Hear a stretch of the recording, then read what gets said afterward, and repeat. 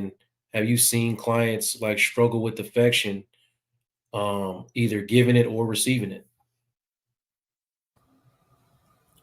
I think that's a good question, but I don't know if I'm able to see that in a therapeutic session as far as because I don't work with families.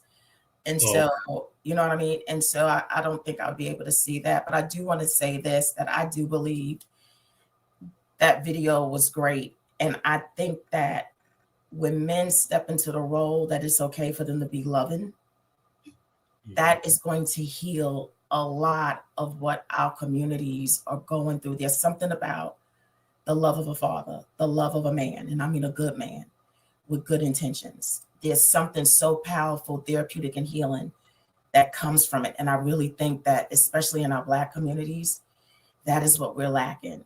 We're lacking that love from a good man. And once we get that, and they rise up in their role as loving men, secure in love, because you were talking about survival. Survival is selfish, loving is given. And so, you know, and it's okay to give, and there's an abundance of it. And I personally grew up, um, my dad was in my life for a little bit, but when he left, there was a void, there was something that left with him. Mhm. And I remember what it felt like to have a good hug from my dad. I remember what it felt like to have a good kiss.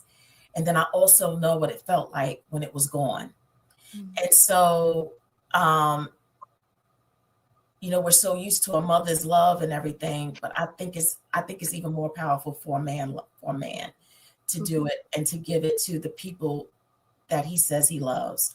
And so I'm ready for that. And I'm very encouraged by this generation of men. I think y'all are so, so beautiful and different. And I'm so encouraged by the knowledge that y'all have and the security that y'all are walking in, even if you didn't have that from your past. There's something different about y'all. And I'm so encouraged for future generations, that because I think the Black man today, I think more of y'all are wanting to be that loving Yeah. man for Yep. himself and for his families. And that is what is encouraging to me. And I think that is what's needed. And even though I missed it for a great portion of my life, I know that as a born again Christian, my father said that he would be a father to the fatherless.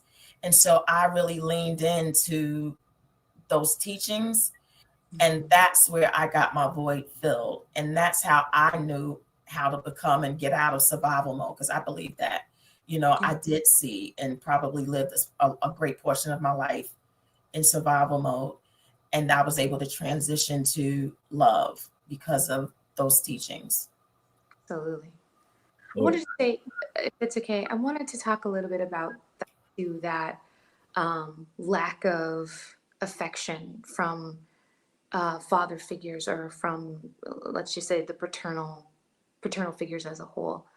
Um, I think we talk a lot in our society about women who have an absence of the paternal figure and what that does to them, and how they go, in romantic relationships looking for something to fill that void. And we don't talk enough about what that looks like in men when there is not a demonstration of the paternal figure, when there isn't a demonstration of how to show up inside of manhood, right?